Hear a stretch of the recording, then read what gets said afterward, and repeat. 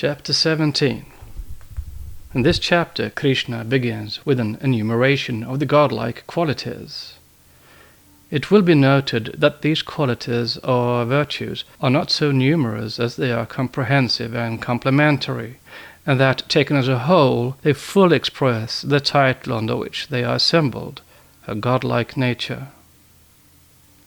When we come to examine these qualities from the modern point of view and compare one with another, we may find it difficult to reconcile some with others, as for instance power and fearlessness with freedom from conceit. Our individualistic tendencies incline us to think that a sense of superiority is necessarily present with power and the absence of fear. And again, if we take the simplest, most definite and most easily understood of these qualities, not speaking of the faults of others, we see only a pale and negative virtue. Yet fault-finding is the most universal and most insidious expression of conceit and self-assertion.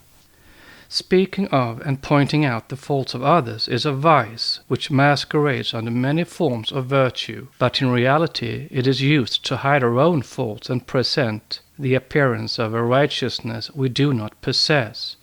A vice which perpetuates self-delusion and negatives every apparent virtue. St. Paul the Initiate, in the first book of Corinthians, chapter 13, says in this regard, "Though I speak with the tongues of men and of angels, and have not charity, I am become as sounding brass and tinkling cymbal. And though I have the gift of prophecy and understand all mysteries and all knowledge, and though I have all faith, so that I could remove mountains, and have not charity, I am nothing.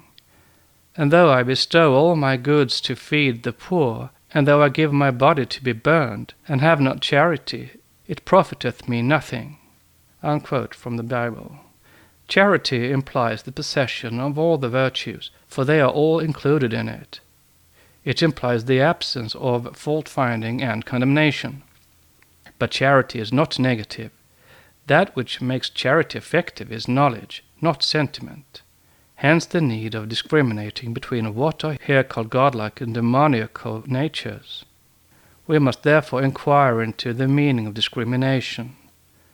It is a faculty or power whose range and value depend entirely upon the knowledge and understanding of the individual using it.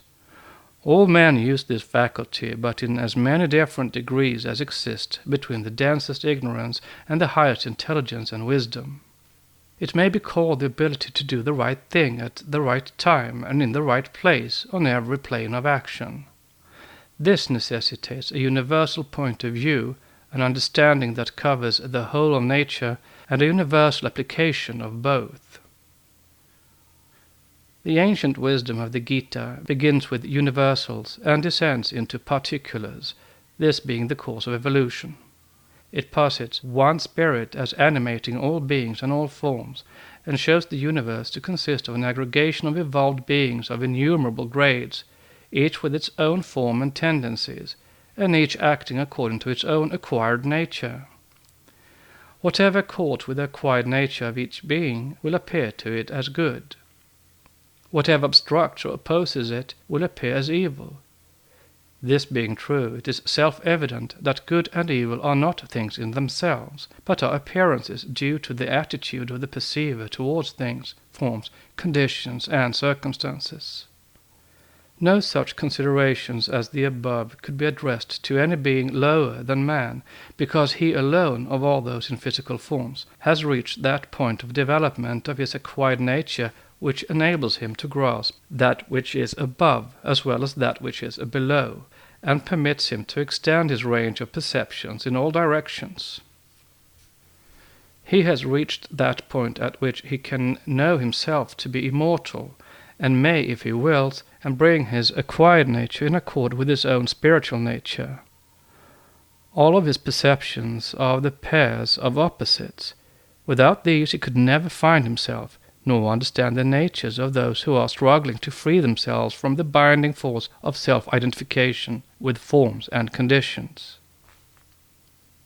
It must be understood that man, the eternal pilgrim, is not his perceptions, for they are always relative. In all perceptions are to be found the pairs of opposites, for no perception could exist without them. Without darkness there could be no perception of light. Without pain there could be no perception of pleasure. Without sorrow there could be no perception of joy. Without sin there could be no perception of holiness. That these perceptions are all relative to the perceiver is shown in the fact that what is light to some is darkness to others. Pleasure to some is pain to others. Joy to some is sorrow to others. Holiness to some is sin to others. It is the lack of understanding of these facts in nature that produces every kind of demoniacal nature, and there are many kinds. There are those who know not the nature of action nor of cessation from action, those who deny that the universe has any truth in it, saying it is not governed by law, declaring that it hath no spirit, those who seek by injustice and the accumulation of wealth for the gratification of their own lusts and appetites. There are those who esteem themselves very highly, self-willed and full of pride, ever in pursuit of riches. They perform worship with hypocrisy and not even according to ritual, that which is known, but only for outward show, indulging in pride, selfishness, obstination, power, lust and anger.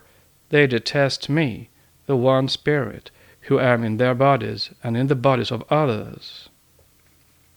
What an arrangement this is of present-day religions and systems of thought!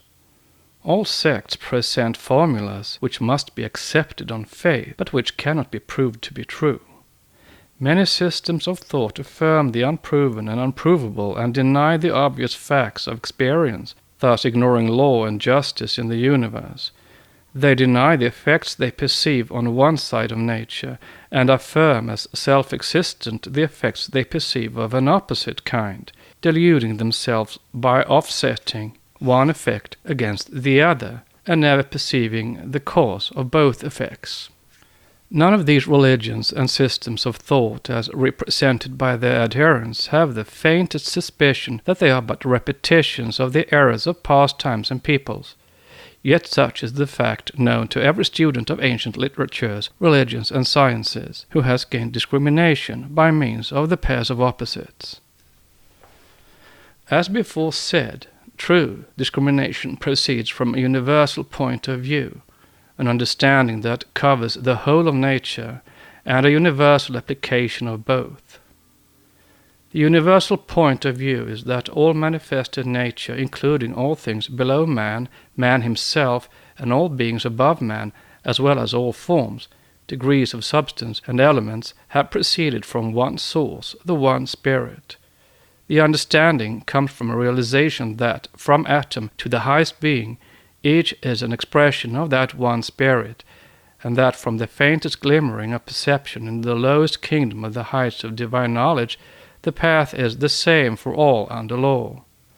Then comes the application of the knowledge gained. The student must raise himself beyond the influence of the pairs of opposites.